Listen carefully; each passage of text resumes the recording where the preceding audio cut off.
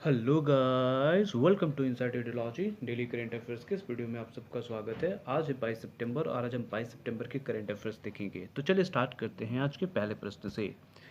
पहला प्रश्न, हाल ही में किस देश के पूर्व प्रधानमंत्री जॉन टर्नर का 91 वर्ष की उम्र में निधन हो गया? Option A Canada, option B Nepal, option C Japan या ऑप्शन डी रूस। इसका सही उत्तर उत्तर ए कनाडा। कनाडा के पूर्व प्रधानमंत्री जॉन टर्नर का टोरंटो में निधन हो गया। वे 91 वर्ष के थे। उन्होंने साल 1984 में 17वें प्रधानमंत्री के रूप में शपथ ली थी। टर्नर का जन्म 1929 को इंग्लैंड में हुआ था। उन्होंने 1962 में कनाडा की राजनीति में प्रवेश किया और लिबरल पार्टी के लिए मॉन्ट्रियल सीट से जीत हासिल की। दूसरा प्रश्न, अंतर्राष्ट्रीय मुद्रा कोष यानी आईएमएफ के कार्यकारी निदेशक के रूप में सलाहकार किसे नियुक्त किया गया? Option A Anil Agarwal, option B Seemanchal Das, option C Rahul Sachdeva या ऑप्शन डी मोहन त्यागित। इसका सही उत्तर उत्तर बी सीमांचल दास।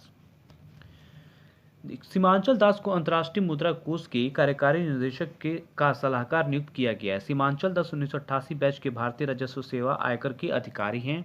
दास आईएमएफ के कार्यकारी निदेशक के सलाहकार के तौर पर 3 साल तक काम करेंगे।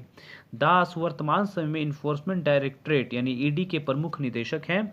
सीमांचल दास 2014 से 2017 तक पूर्व वित्त मंत्री अरुण जेटली के निजी सचिव के तौर पर भी कार्य कर चुके हैं।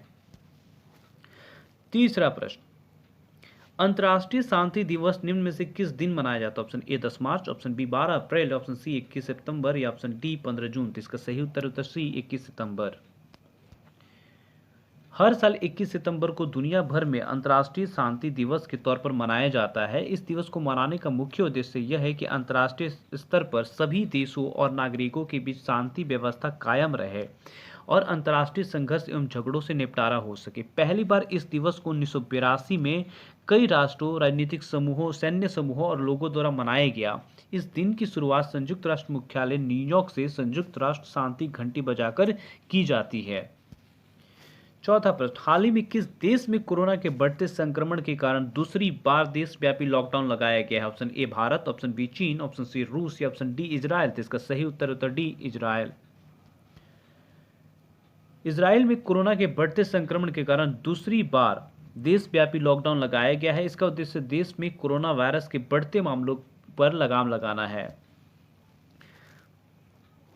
पांचवा प्रश्न, किस हाईकोर्ट ने हाल ही में हर्षवर्धन लोढ़ा को बड़ा झटका देते हुए एमपी बिरला समूह के सभी पदों से तत्काल हटाने का फैसला दिया? Option A Calcutta high court, option B Patna high court, option C Delhi high court या ऑप्शन डी इलाहाबाद हाईकोर्ट। इसका सही उत्तर उत्तर ए कलकत्ता हाईकोर्ट।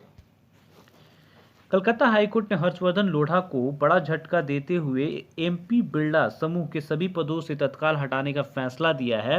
इसके साथ ही कोर्ट ने एमपी बिरला एस्टेट के उत्तराधिकार को लेकर लंबित मुकदमे पर फैसला आने तक उनके समूह में किसी भी इकाई में कोई पद संभालने पर रोक लगा दी है।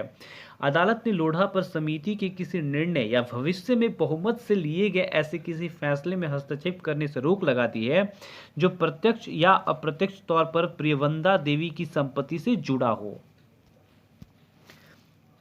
छठा प्रश्न, हाल ही में किस केंद्रीय मंत्री ने मोदी कैबिनेट से कृषि संबंधी विधेयक का विरोध करते हुए अपने पद से इस्तीफा दे दिया है? Option A Narendra Singh Tomar, option B Harsimrat Kaur, option C Kailash Choudhary या ऑप्शन डी परसोत्तम रुपाला। जिसका सही उत्तर है उत्तर बी हरसिमरत कौर। राष्ट्रपति रामनाथ कोविंद ने कैबिनेट मंत्रिमंडल से हरसिमरत कौर के इस्तीफे को तत्काल प्रभाव से स्वीकार कर लिया है। राष्ट्रपति ने केंद्रीय मंत्रिपरिषद से हरसिमरत का इस्तीफा संविधान के अनुच्छेद 15 के खंड 2 के तहत स्वीकार किया है। वे शिरोमणि अकाली दल के सदस्य और पंजाब के पूर्व उप मुख्यमंत्री सुखबीर सिंह बादल की पत्नी हैं। हरसिमरत कौर ने 3 कृषि विधेयकों के विरोध में 17 सितंबर 2020 को केंद्रीय मंत्रिमंडल से इस्तीफा दे दिया था। सातवां प्रश्न, हाल ही में किस देश ने लोकप्रिय चीनी सोशल मीडिया ऐप टिकटॉक और वीचैट को राष्ट्रीय सुरक्षा के मद्देनजर प्रतिबंधित करने का आदेश जारी किया है? Option A Nepal, option B Pakistan, option C Bangladesh या ऑप्शन डी अमेरिका। इसका सही उत्तर उत्तर डी अमेरिका। अमेरिका ने हाल ही में लोकप्रिय चीनी सोशल मीडिया ऐप टिकटॉक और वीचैट को राष्ट्रीय सुरक्षा के मद्देनजर प्रतिबंधित करने का आदेश जारी किया। इस इसके कुछ हफ्ते पहले भारत ने भी देश की संप्रभुता, अखंडता और सुरक्षा के लिए चीन के कई ऐप पर रोक लगा दी थी। अमेरिका के राष्ट्रपति डोनाल्ड ट्रंप ने 15 सितंबर तक टिकटॉक और वीचैट का मालिकाना हक किसी अमेरिकी कंपनी के पास नहीं आ जाने की स्थिति में इन्हें प्रतिबंधित करने के आदेश पर पिछले महीने हस्ताक्षर किए थे। 8वां प्रश्न, रॉ के पूर्व प्रमुख अनिल धस्माना को कितने साल के लिए राष्ट्रीय तकनीकी अनुसंधान संगठन एनटीआरओ का नया अध्यक्ष बनाया गया? ऑप्शन ए 5 साल, ऑप्शन बी 4 साल, ऑप्शन सी 3 साल या ऑप्शन डी 2 साल। तो इसका सही उत्तर डी 2 साल। अनुसंधान और विश्लेषण विंग रॉ के पूर्व प्रमुख अनिल धस्माना को 2 साल के लिए राष्ट्रीय तकनीकी अनुसंधान संगठन एनटीआरओ का नया अध्यक्ष बनाया गया है। एनटीआरओ तकनीकी संस्था है जिन पर भूस्थानिक और सैटेलाइट तस्वीरों की जिम्मेदारी होती है।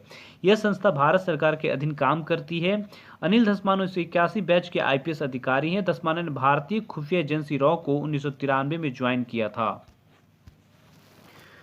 9वां प्रश्न, भारत ने कोविड-19 महामारी की अर्थव्यवस्था पर पड़े प्रभाव से निपटने में मदद हेतु मालदीव को कितने करोड़ डॉलर की वित्तीय सहायता उपलब्ध कराई है? Option A 25 crore dollar, option B 15 crore dollar, option C 20 crore dollar या ऑप्शन डी 30 करोड़ डॉलर। तो इसका सही उत्तर ए 25 करोड़ डॉलर।